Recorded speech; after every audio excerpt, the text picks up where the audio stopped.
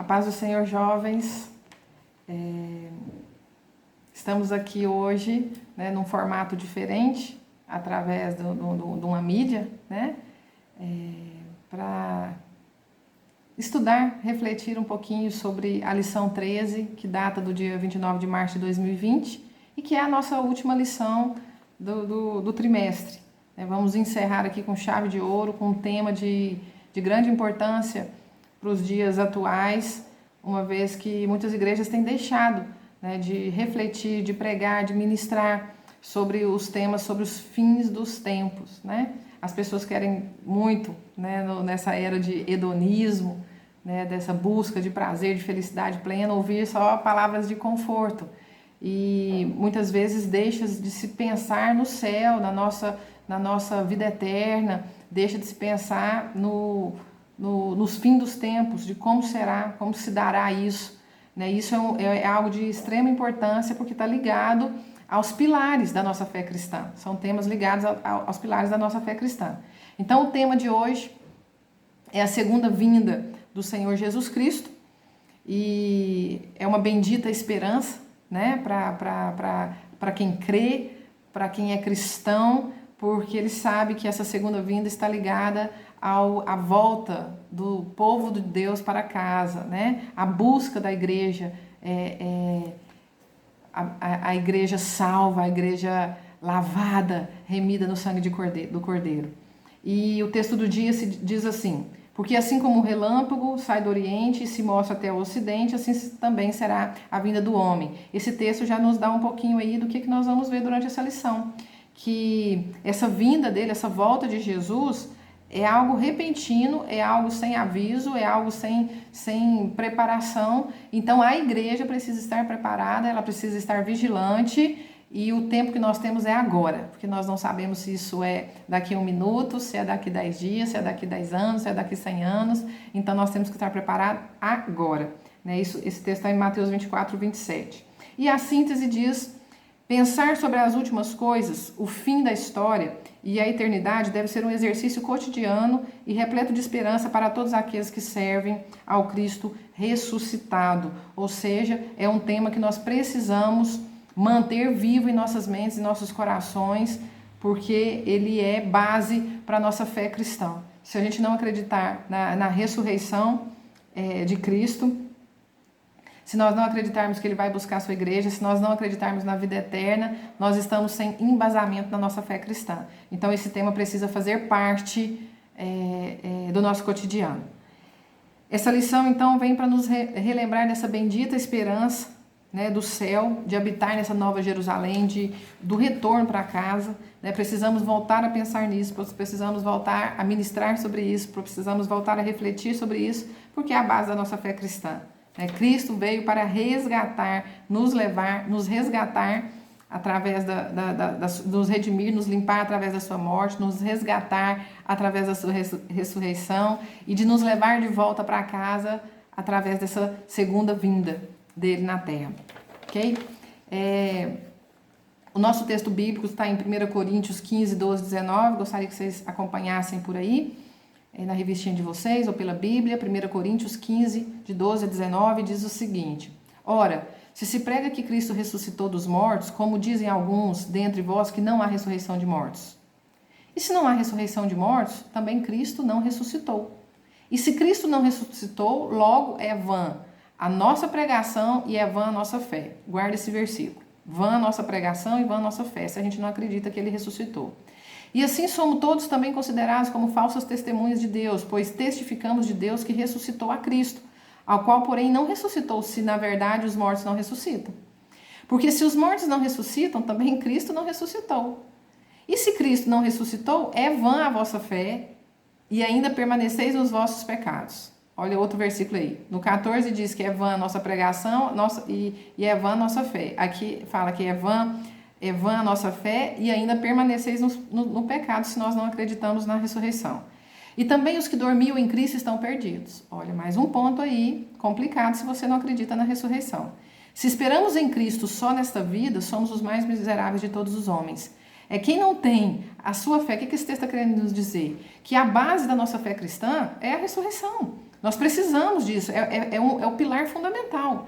E se nós não cremos nisso, é vã a nossa fé, é vã a nossa pregação. Não tem o que pregar, não tem que crer. Nós permanecemos ainda no pecado, não fomos lavados, não fomos remidos, né? Continuamos sujos nos nossos pecados, continuamos devedores. E se nós esperamos em Cristo só para essa vida, precisa 80, 90 anos, 100 anos aí, né? Que a Bíblia fala que após os 80 é enfado, é canseira. Né? Se nós esperamos só nesses 80, 90 anos, nós somos os mais miseráveis dos homens. Ou seja, diante de uma eternidade, se a gente espera só nisso, nossa, você é miserável, você não tem nada. Ok? Então é um texto muito reflexivo. Então isso é a base da nossa fé e nós precisamos defendê-la, pensar sobre isso e difundir essa palavra, né? Esse fundamento, esse pilar. Ok? A introdução diz assim: a igreja não pode ser reduzida a um balcão de negócios espirituais ou um call center religioso, onde as pessoas só comparecem em virtude de questões do seu interesse privado, do seu próprio interesse, a era do hedonismo aí que nós estamos vivendo, né? Cada um pensando só em si, egoísmo.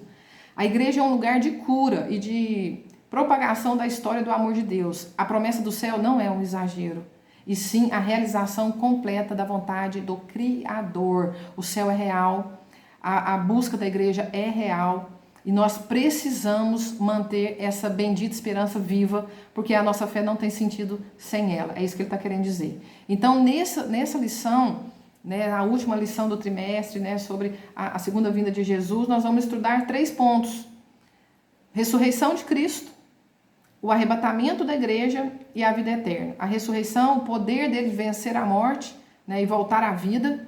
O arrebatamento da igreja, a ação dele de vir buscar a igreja dele, remida, lavada, preparada para o céu, porque no céu não entra pecado, então nós temos que estar lavados, né, ser lavados e nos manter limpos, né, porque no céu não entra pecado, né, tem até um hino, né, da nossa harpa que diz isso. E a vida eterna, o que é essa vida eterna? O que isso representa? O que nós vamos viver na eternidade? Né? É um marasmo, como muitos erroneamente acreditam? Nós vamos ter lembranças do passado, né, da nossa vida terrena? Como que vai ser isso? Nós vamos ver um pouquinho sobre isso. Ok? Então, no primeiro tópico, sua ressurreição e ascensão. O que é a ressurreição? O poder de voltar à vida, né? A capacidade que Jesus teve de vencer a morte. Isso é a ressurreição. Ele ressuscitou, ele venceu a morte. E a ascensão, a subida dele de volta aos céus. Ele vem, ele caminha sobre essa terra, 33 anos, e ele volta ao céu até o momento oportuno, preparado, o momento certo dele voltar e arrebatar a sua igreja. O primeiro tópico diz: a centralidade da fé cristã encontra-se no evento da ressurreição. Já falamos um pouco disso, inclusive lemos, né, no versículo que eu pedi para vocês gravarem bem, né? 1 Coríntios 15, 14, que se Cristo não ressuscitou, é vã a nossa pregação, é vã a nossa fé, inclusive nós permanecemos nos nossos pecados, continuamos sujos, inclusive não há esperança porque os dormem em Cristo, e somos os mais miseráveis dos homens se nós acreditamos que o que temos com Cristo foi apenas o que ele viveu nessa terra, é apenas nesse tempo passageiro da vida humana. Então, isso precisa entender esse tema como centro, como pilar da nossa fé cristã, defendê-lo, difundi-lo, divulgá-lo, pregar sobre ele, falar sobre ele e não deixar isso adormecer dentro de cada um de nós. Mais embaixo, um outro ponto que eu achei interessante trazer esse tópico 1 é que Jesus não foi vítima de uma conspiração humana ou cósmica. Gente, Jesus não foi morto pelos romanos, não foi morto por homens. Nós precisamos entender, ele não foi um Marte. O que é um Marte? O Marte é alguém que é morto por defender uma causa. Como ele não quer negar aquela convicção, aquela causa, ele é morto para defender aquilo. Jesus defendeu a causa? Claro que sim, mas é simplesmente isso, morrer por uma causa? De forma nenhuma. Ele tinha um projeto, ele tinha um propósito, ele sabia exatamente pelo que ele estava morrendo, por que ele ia ser crucificado, ele sabia exatamente como, por que, quando e o que isso geraria para a humanidade, a bênção que ia trazer ao homem através da sua morte. Então foi um projeto arquitetado, divinamente desenhado por Deus e cumprido por Jesus. Então ele é protagonista, é o que o texto está falando aqui, ele é protagonista de todos esses fatos, ele é protagonista dessa história. Glória a Deus por isso, né? O Senhor é maravilhoso. Tanto que no versículo de João 10:17 diz assim, Jesus: por isso o Pai me ama, porque dou a minha vida para tornar a tomá-la. Por isso ele me ama. Eu venho aqui, eu cumpri o nosso projeto, o nosso propósito, a minha missão, e eu tenho o poder de tomar a vida de volta para resgatar vocês humanos. É lindo isso, né?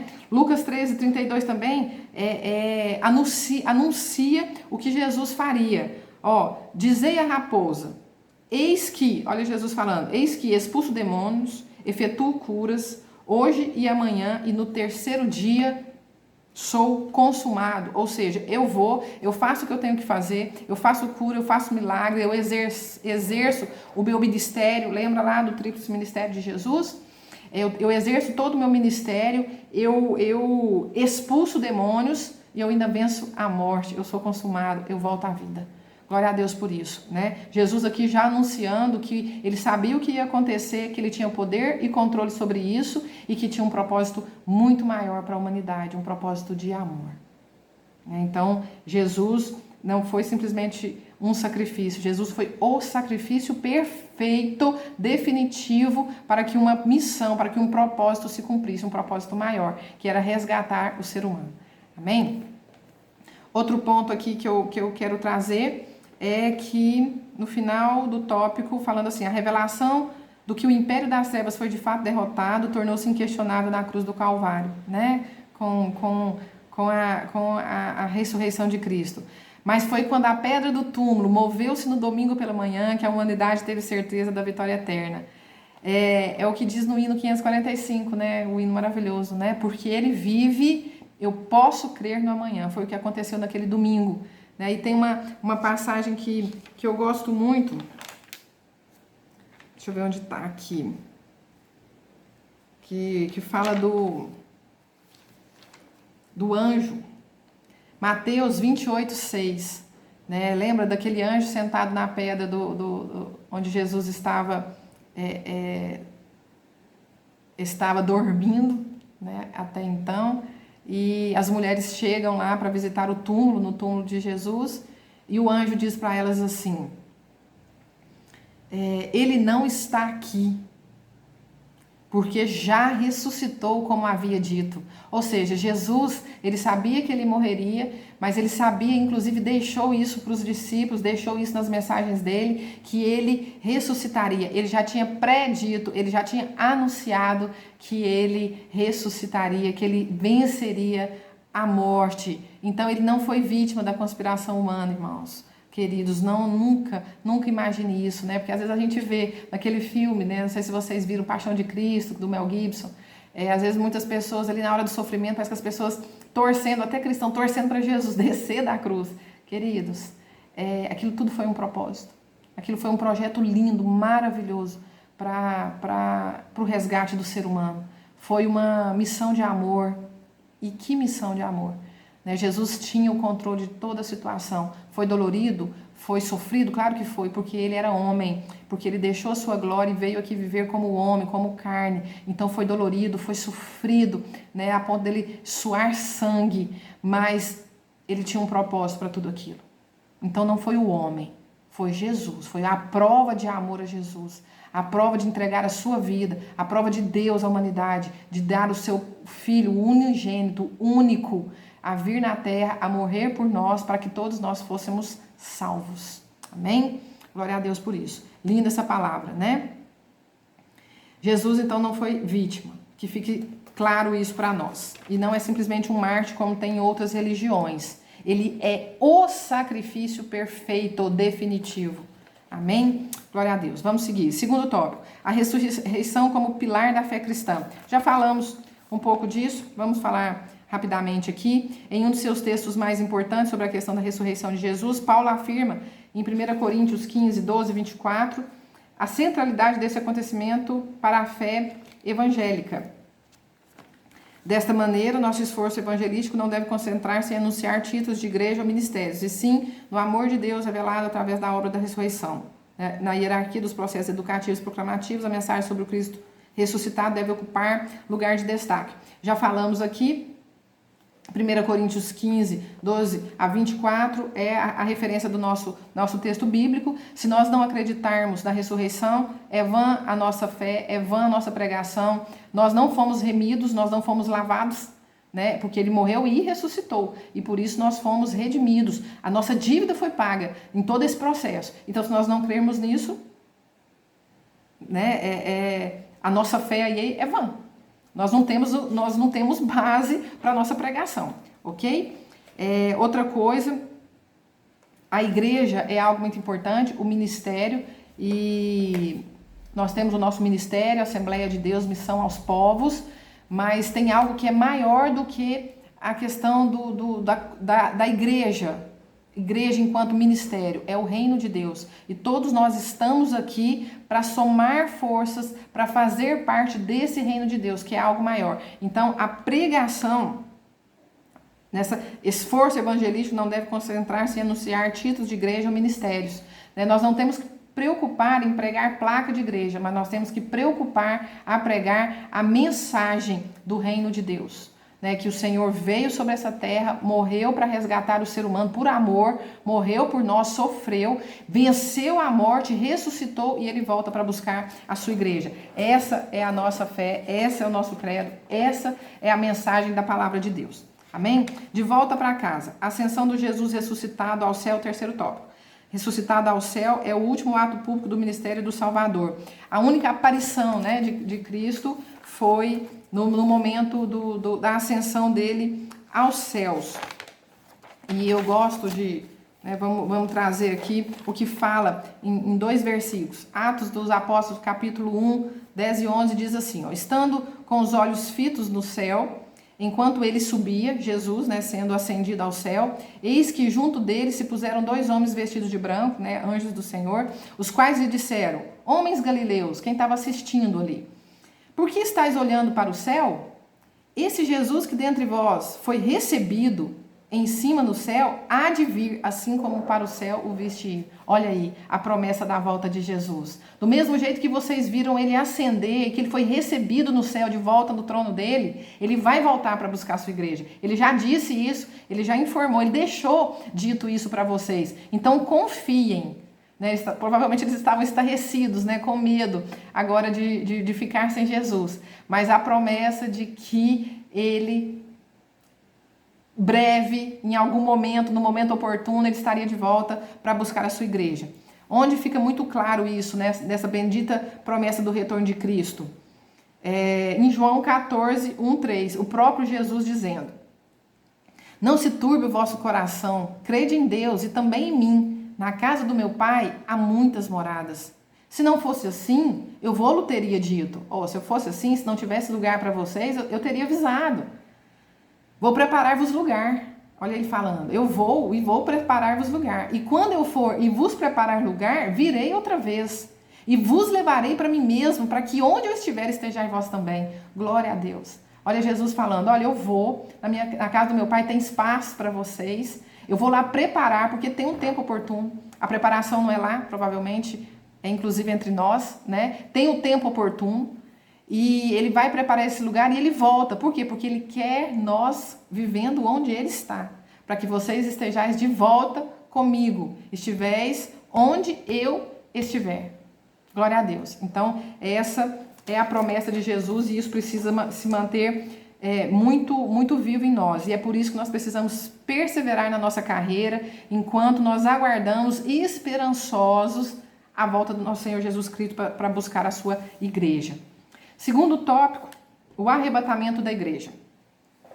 Número 1, subtópico. Os argumentos presentes no Evangelho, nos evangelhos em favor do arrebatamento. Olha lá. A promessa da vinda do Senhor Jesus para buscar sua igreja antes de um colapso global é um dos pilares da fé assembleana, conforme inclusive consta em nosso credo doutrinário.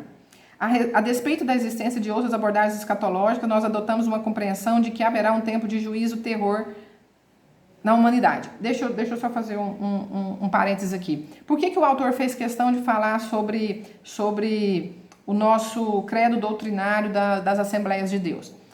Porque quando nós falamos de escatologia, que é o estudo, a doutrina dos últimos tempos, desses últimos momentos, né? Quais são os eventos que procede o fim, né? A escatologia estuda isso. Existem diferentes abordagens teológicas, diferentes visões. E nós, assembleanos, seguimos a mesma da CPAD, que é quem produz, né? Quem edita, né? a nossa revista. Né? Nós temos essa mesma visão. E nessa visão da escatologia, nós cremos no nosso credo que haverá sim, como diz a Bíblia, o juízo, o dia do juízo, a grande tribulação. E isso é literal, ok? Então, nós vamos basear nosso estudo em cima disso. Foi só para fazer esse parênteses que o autor colocou isso aqui para ficar muito claro. Por quê? Porque há diferentes visões e às vezes vocês vão ficar em dúvida porque já ouviram outra. Mas essa é a nossa, ok? Então, que haverá um tempo de juízo e terror sobre a humanidade, que antes desses tempos sombrios, na revistinha está errado, eu acho que foi sóbrios aí, mas é sombrios, né?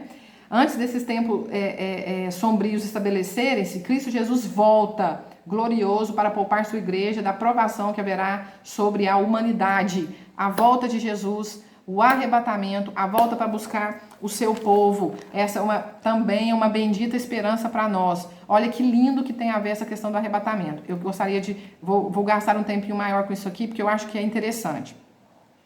Eu queria falar de 2 pontos aqui. Primeiro ponto, tempo de juízo e terror, grande tribulação, dividido, são 7 anos, é assim que a Bíblia fala, dividido em 2 períodos de 3 anos e meio. Nesses primeiros 3 anos e meio tem a questão do anticristo, que vai ter uma falsa tranquilidade sobre a terra. Na verdade, o anticristo vindo e contrariando, tentando reverter, tentando desconsiderar muito da palavra de Deus, né, levando muitas pessoas ao engano. E depois desses 3 anos e meio, muito sofrimento, muita dor. E esse juízo vai acontecer sobre a terra para aquelas pessoas que não são salvas. E é por isso que Jesus volta antes para buscar a sua igreja, para nos poupar dessa grande tribulação, desse tempo de dor e sofrimento aqui, desse acerto de contas aqui. Quem quiser aprofundar nisso, estuda o livro de Apocalipse, juntamente com o livro de Daniel, que dá grandes esclarecimentos aí para quem quiser aprofundar. Não dá para a gente gastar tempo nisso aqui agora. Eu queria refletir algo com vocês, para vocês entenderem sobre a questão do juízo, para ficar firmado no coraçãozinho de cada um a grandiosidade dessa questão do arrebatamento, desse tema. Gênesis 15:16 diz assim, que a 4ª geração, isso aqui falando sobre os amorreus, vocês vão entender por que eu estou falando disso. A 4ª geração tornará para cá, porque a medida da injustiça dos amorreus ainda não está cheia. O que esse versículo está falando? Está falando que Deus tem uma medida, como se tivesse num copo, uma taça, e a medida das injustiças da pessoa vai chegando até chegar no limite. Na hora que chegar aqui a quantidade de injustiça, o juízo de Deus vem.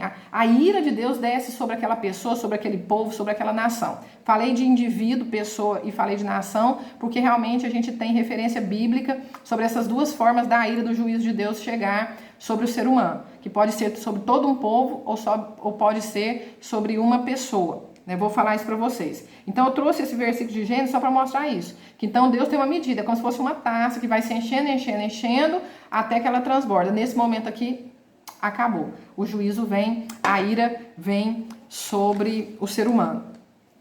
Por que eu falei que eu tenho referência sobre a ira vindo sobre o indivíduo e a ira vindo sobre um povo? Provérbios 29:1 diz assim, ó, o homem que muitas vezes repreendido endurece a cerviz, de repente será destruído sem que haja remédio. Ou seja, acabou. Eu avisei, eu repreendi, eu exortei, eu mostrei o caminho. Não consertou, ficou orgulhoso, se manteve desobediente, se manteve na sua linha, na sua escolha. Acabou a chance, não tem remédio, a ira, o juízo vem sobre aquela pessoa. Então, esse versículo deixa claro isso. E sobre a questão de um povo, sobre a questão da ira de Deus sobre um povo? Nós podemos dar um exemplo, poderíamos até usar a questão do coronavírus aí, que eu acho que, de uma certa forma, a ira de Deus se derramando sobre o planeta.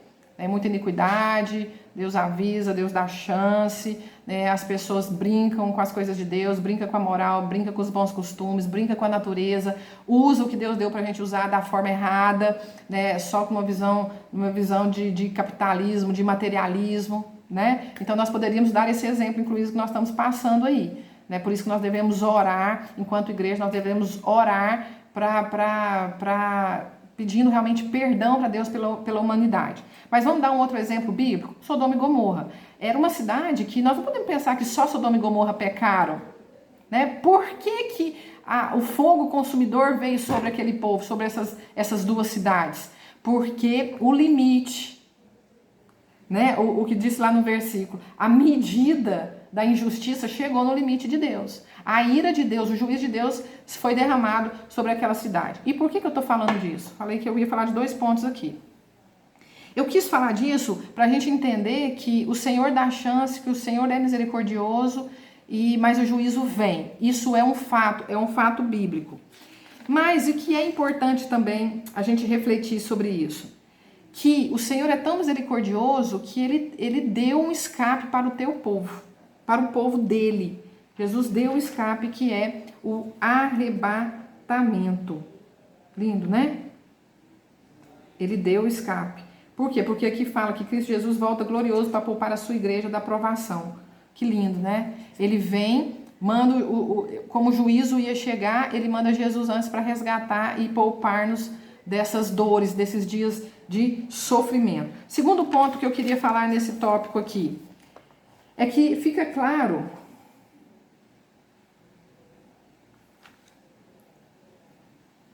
aqui no último parágrafo, texto como Mateus 24, 44, 25, 13 e Marcos 13 registram o caráter repentino e imprevisível da vinda do Senhor Jesus. Está no último parágrafo aqui do subtópico 1. O que eu quero dizer? Segundo ponto. O que Mateus 24, 44 diz? Vocês precisam estar preparados porque o Filho do Homem virá numa hora em que vocês menos esperam. Não tem previsão. Assim, ele anunciou que ele ressuscitaria no 3º dia. Mas nesse caso aqui, não tem anúncio. Não tem uma predição. Ele não vai nos preparar. Ele fala que a igreja tem que estar preparada 24 horas, vigilante. Mateus 25, 13. Portanto, vigiem, porque vocês não sabem nem o dia nem a hora.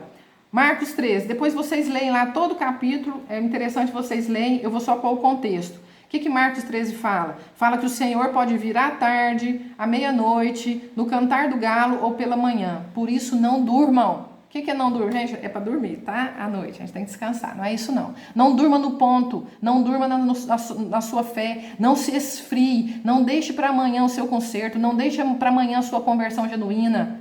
Não deixe para amanhã viver o evangelho. É disso que ele está falando. Não durmam no ponto. Porque nós não sabemos o tempo.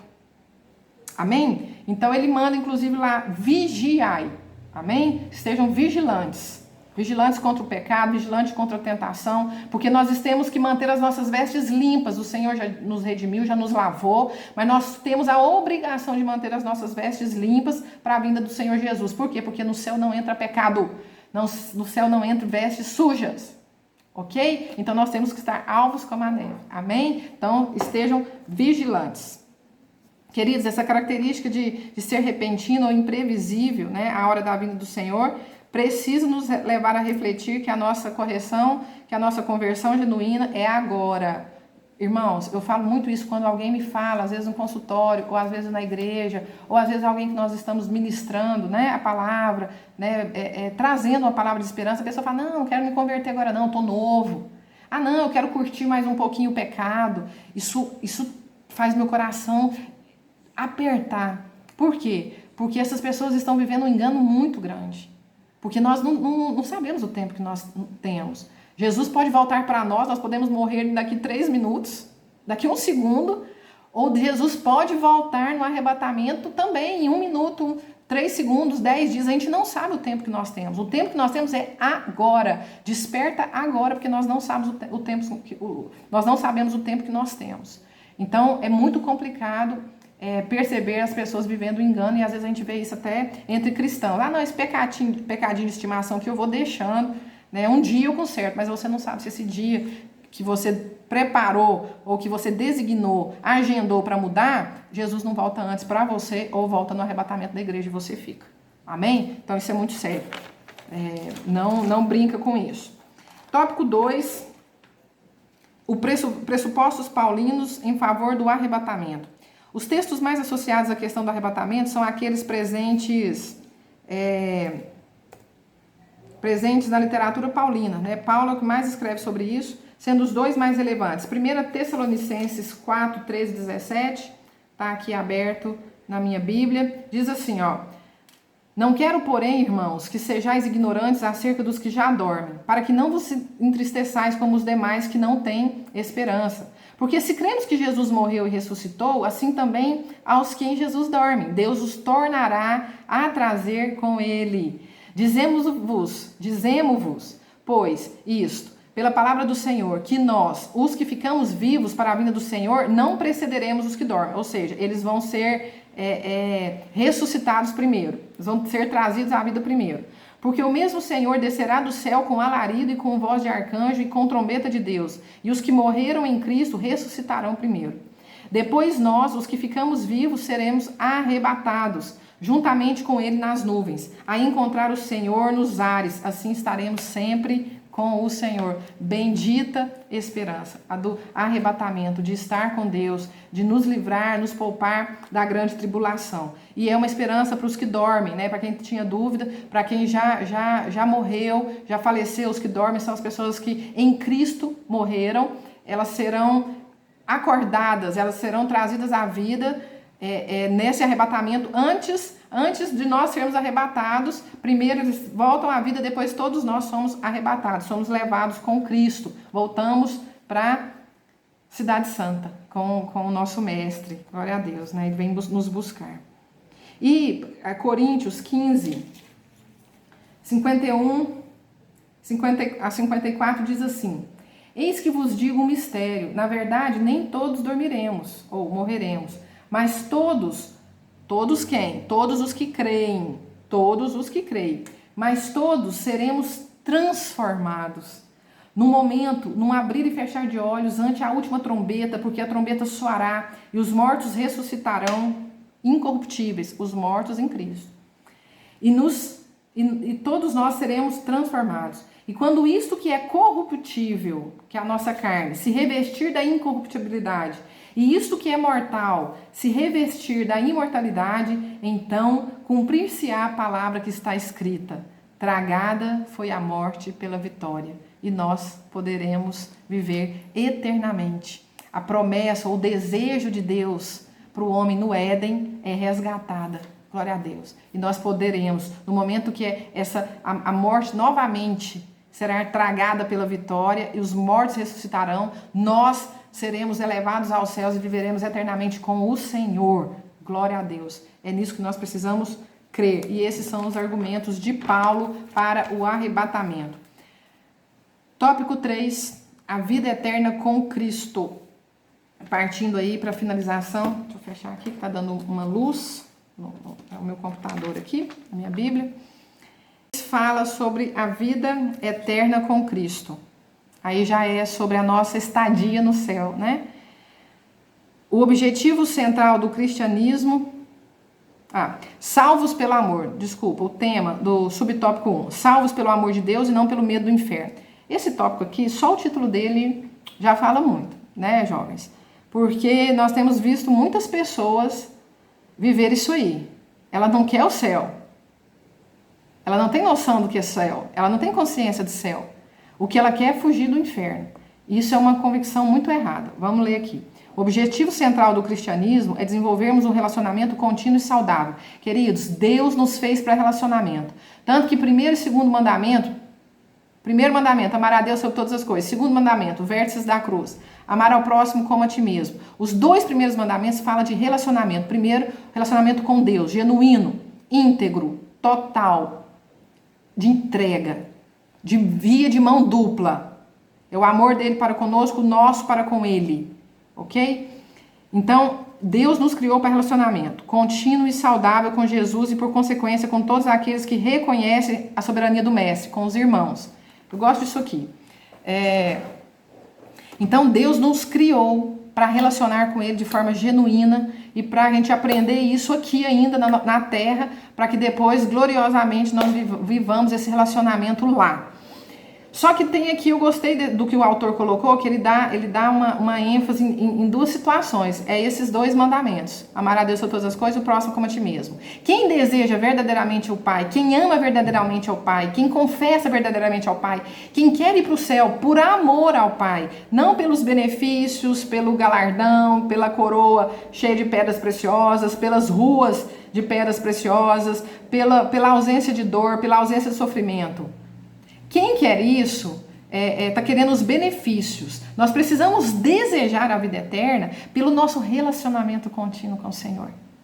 Sabe? É aquele. Eu penso muito isso, eu falo muito isso, gente. É a vontade de estar com Deus 24 horas, de ouvir Deus, de glorificar Deus, de adorar a Deus, de não ter nenhuma distração, nem com tentação, com pecado que a gente vigia, que luta. Mas é estar ali na presença dele, ser glorioso. Nós precisamos desejar o céu nesse sentido, estar eternamente na presença do nosso Pai, do nosso Mestre, do nosso Senhor. Gente, é gloriosa essa presença. E nós precisamos ter essa emoção, esse desejo genuíno. Então, quando nós pensamos, quando eu te falo assim, sobre a questão do medo do inferno, e se eu te falasse, te convencesse que o inferno não existe, e a sua vida cristã, ou o seu relacionamento com Deus mudasse, nós estamos colocando em xeque a sua fé. Isso não é fé. Isso não é verdadeiro evangelho. Isso não é viver verdadeiramente o evangelho. Isso não é amor a Deus. Você está querendo, desejando o céu, frequentando a igreja, buscando as palavras a fim de ter um benefício. Que benefício? Fugir do inferno. Eu não tenho que ter medo do inferno. A única coisa que eu ouvi um pastor falar isso uma vez, isso me marcou muito. A única coisa que me preocupa no inferno é que lá a graça de Deus não está. Eu não quero estar no lugar onde a graça de Deus não está. Eu não quero estar no lugar onde a presença de Deus não está. Não é o inferno, o sofrimento que me preocupa. O que me preocupa é estar longe de Deus. É estar fora do alcance de Deus, é estar fora da presença, é estar fora da comunhão. E isso precisa ser o que nos move, o nosso desejo de ir morar com Deus. E se for diferente em você, como é em muitas pessoas aí fora, né, que busca a igreja para barganhar coisas materiais, que busca a igreja, que é o que nossa introdução falou, né, como um call center, que vai lá buscar algo para a sua vida terrena, você é miserável. Você não compreendeu realmente, o seu coração não foi convertido. Amém? Então nós precisamos refletir e inclusive nos analisar nesse momento. Amém? É isso que esse texto tá querendo nos trazer. Então nós precisamos entender que a salvação é um dom de Deus e é a oferta de Deus à humanidade por intermédio do sacrifício de Jesus Cristo. E nós precisamos desejar e ser gratos por essa salvação, por essa oportunidade, né? Que nós pecamos, nós perdemos esse direito lá atrás, no Éden, na queda do homem, mas por amor, Deus mandou o seu Filho para nos resgatar e manter o projeto de eternidade para todos os homens que nele confiam, que a ele se entregam, que a ele servem, que a ele dedica, que a ele ama, que cumpre esse mandamento. Falei da questão do segundo mandamento. Olha só, quem quer o Pai precisa também querer os filhos. Quem quer o Pai precisa também desejar os irmãos. Por isso a importância também de cumprirmos, de compreendermos, de não negociarmos esse segundo mandamento, que é amar ao próximo como a ti mesmo. Tanto que a oração que o Senhor nos ensinou é o quê? Pai nosso que estais nos céus. Pai nosso, se é nosso, não é meu, é nosso. Então, do mesmo jeito que eu desejo o Pai, eu preciso viver em comunhão, amar os irmãos, querer os irmãos, porque lá nós estaremos todos juntos, amém, louvando, adorando, engrandecendo o nosso Deus resgatador, libertador, amém? Celebração eterna, segundo subtópico. Não somos salvos para desaparecermos na eternidade. Também não viveremos como seres inconscientes na eternidade, ou seja, como se tudo que somos hoje, memórias, sentimentos, identidade tivesse sido apagado. Ao contrário, a Escritura revela que vivemos conscientemente nos céus, saberemos quem é Jesus, lembraremos do que ele fez por nós. Isso está lá em Mateus 25, Mateus 25, deixa eu ver aqui. Deixa eu ver se eu trouxe. Não trouxe aqui.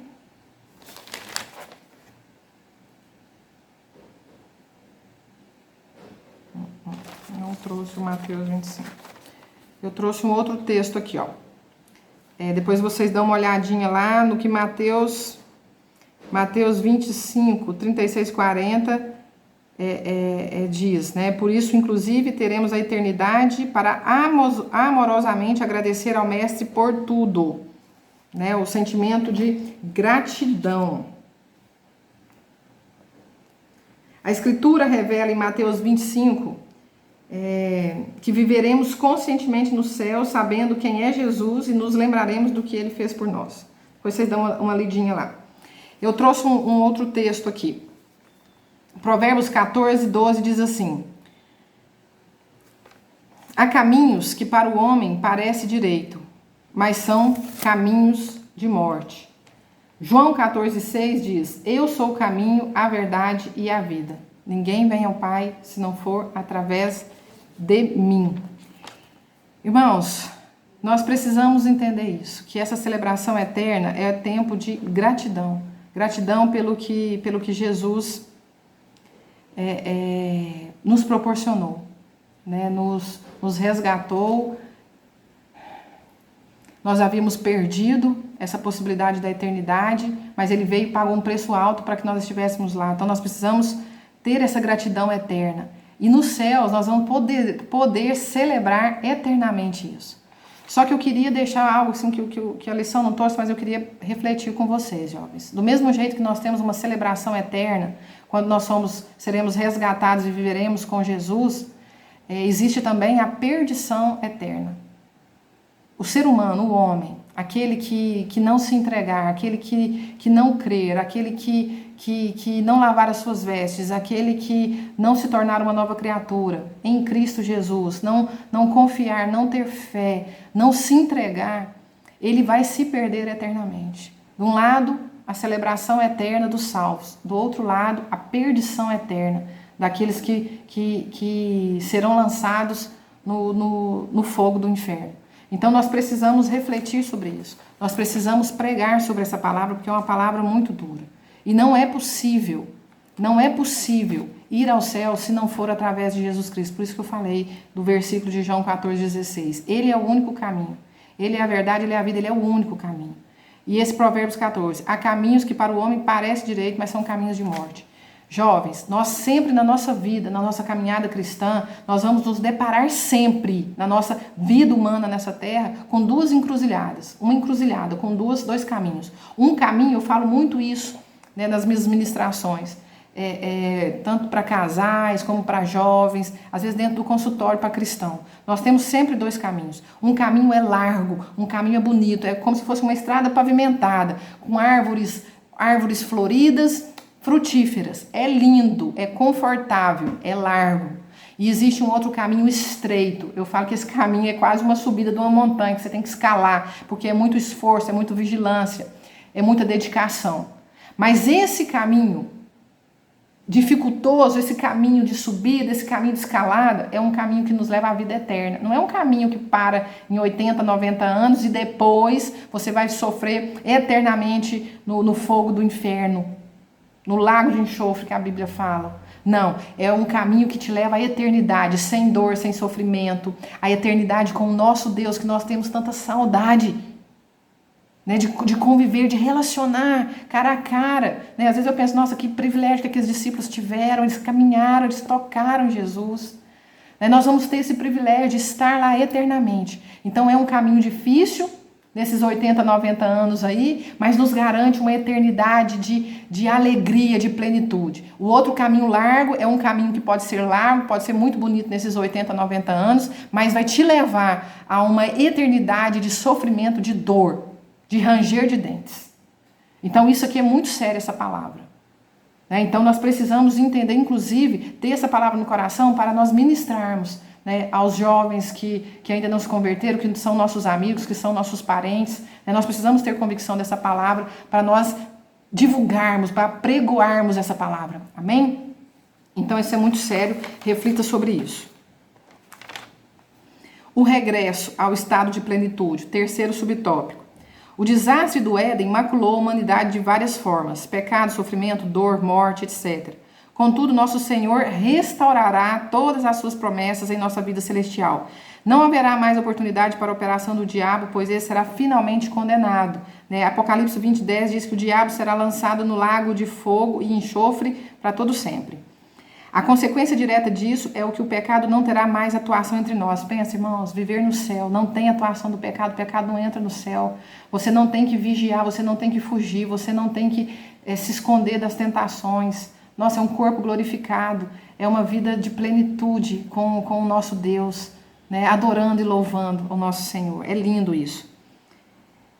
O mundo restaurado conforme os planos do Pai e todos nós libertos da opressão dessa natureza carnal, livres do pecado, livre dessa natureza finita, pecaminosa e finita. Nós seremos eternamente plenos, felizes na presença do nosso Senhor. Então essa é a importância de pensar no que eu falei no tópico anterior, dessas encruzilhadas aí. Escolha o caminho certo. O que nós temos garantia nessa vida é muito pouco. Tanto que a Bíblia fala 80, 90 anos e depois disso é enfado, é canseira. Mas nós temos que preocupar com a eternidade. Mas para a eternidade existe critério. Para a eternidade existe posicionamento. Para a eternidade existe perseverança, que é o que Paulo fala lá quando ele fala que ele encerrou a carreira dele, encerrou guardando a fé dele. Então a mensagem que eu quero deixar aqui para vocês, guardem a fé de vocês. Encerre a carreira como Paulo, independente da hora que seja Jesus voltando para nós ou Jesus voltando no arrebatamento, que nós estejamos preparados para essa bendita esperança, para esse bendito dia que vai chegar. Amém? E para a gente encerrar aqui, eu queria deixar 2 textos. 2 Coríntios 4, 17 e 18, Paulo falando assim, que a nossa leve e momentânea tribulação nessa terra, nesses 80, 90 anos, produz para nós um peso eterno de glória, muito excelente. Não atentando nós nas coisas que se veem, mas as que não se veem, porque as que se veem são temporais e as que não se veem são eternas. Então não preocupa com essa temporalidade aí desses anos nessa terra, 80, 90 anos. Lute contra o pecado, lute para manter as suas vestes brancas, alvas como a neve. Lute para estar preparado, vigilante, para o dia que o Senhor buscar a sua igreja, ou buscar você, ou buscar cada um de nós, que nós estejamos preparados para esse dia.